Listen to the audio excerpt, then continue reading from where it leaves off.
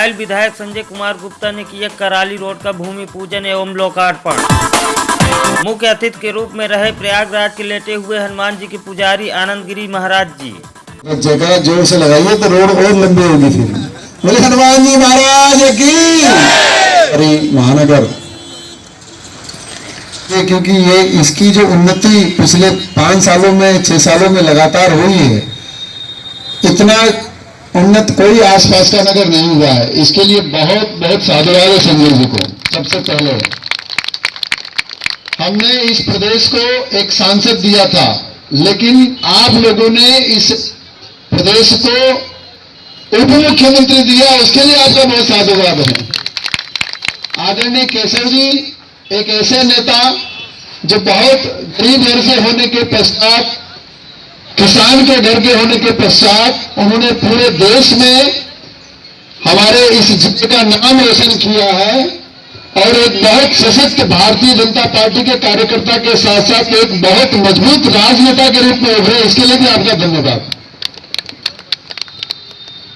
हम तो अभी आदरणीय विधायक जी के साथ में जमालमऊ गांव में, जहां हमारे मठ की जमीन है, वहां आपको बुलाया था। भगवान शंकर का मंदिर है, हमका विधायक जी आइए कुछ देर वहां आप बुलाना चाहते हैं, और आप आए तो आप वहां से हमको पकड़ के ले आए अपने साथ में कि देखिए हम विधायक बने हैं तो ऐसे ही नहीं खाली बैठे हैं, काम कर रहे हैं।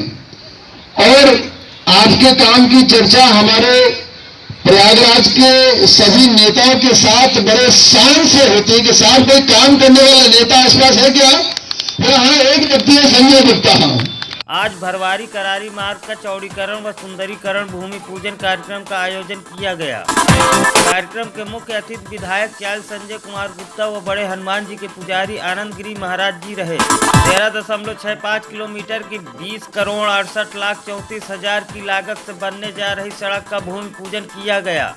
विधायक ने कहा कि पूरब से प्रयागराज और पश्चिम से मंझनपुर के बीच बसा चायल जैसे बरगद के नीचे कोई दूसरा पेड़ नहीं पनपने पाता, उसी प्रकार दोनों के बीच बसा चायल पिछले सरकार में हमेशा से उपेक्षित रहा है।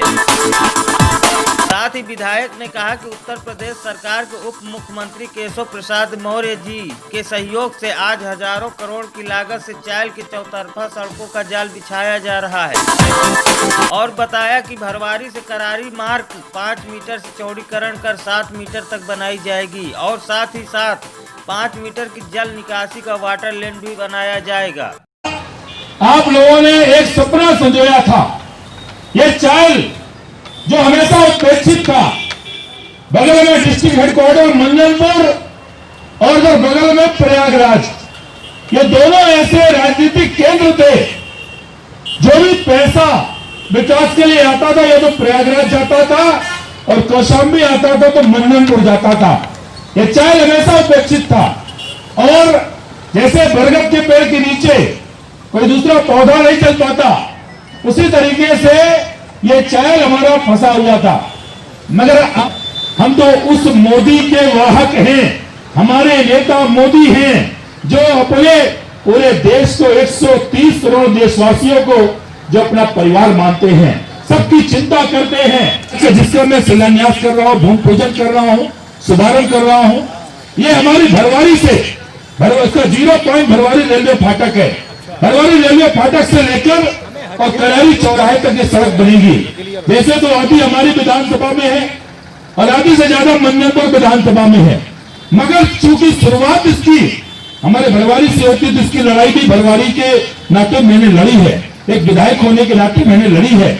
और इस सड़क को माननीय डिप्टी सीएम माननीय केशव जी से मांग कर मैंने कहा कि करारी भी आपका केंद्र था और भरवारी भी आपका केंद्र है और भरवारी करारी दोनों केंद्रों को जोड़ने वाली ये इकलौता मार्ग है और इसका एस्टीमेट बनवाकर 20 करोड़ 68 लाख रुपए की स्वीकृति लाकर इसका टेंडर करा के और आज हम लोग इसके शुभारंभ का भूमि पूजन हम लोग कर रहे हैं।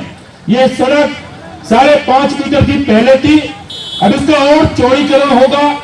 अब ये 7 मीटर की रोड होगी, बहुत अच्छी रोड बनेगी। जितनी बस्तियां रास्ते में है, परसरा के जो लोग ध्यान रखेंगे। परसरा के लोग मुझसे कई बार शिकायत कर चुके हैं, भैया नाली नहीं है, पानी सड़क पे बहता है, आप चिंता मत करिए, इस प्रोजेक्ट पे 5 किलोमीटर की सीसी नाली भी मैंने स्वीकृत कराई है।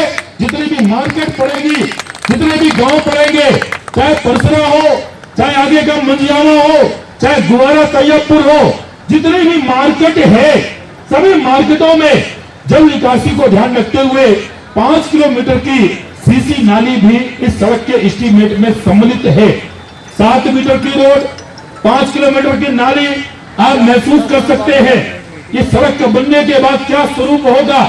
भरवारी नगर को जोड़ने वाली जितनी भी सड़कें हैं, अभी 40 करोड़ की लागत से आपके 4 लेन का भी नवीनीकरण चल रहा है, आप लोग उसको देख रहे होंगे, सड़क भी बन रही है।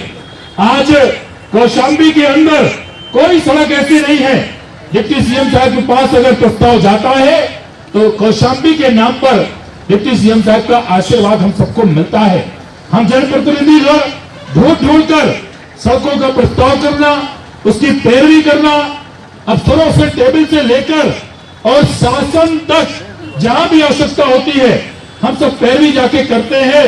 उसके शासन से स्वीकृति कराकर आप लोगों के बीच में लाके जो हमारी जिम्मेदारी है, जो हमारा कर्तव्य लाके मैं देता। कार्यक्रम में मुख्य रूप से आचार्य देवव्रत जी, विजय अग्रवाल, वीरेंद्र केसरी, दीप चंद्र दिवाकर, अशोक केसरवानी, वीरेंद्र पासी, मीडिया प्रभारी सूरज यादव, कविता केसरवानी, प्रवेश केसरवानी, सैकड़ों ग्रामीण सहित मौजूद रहे।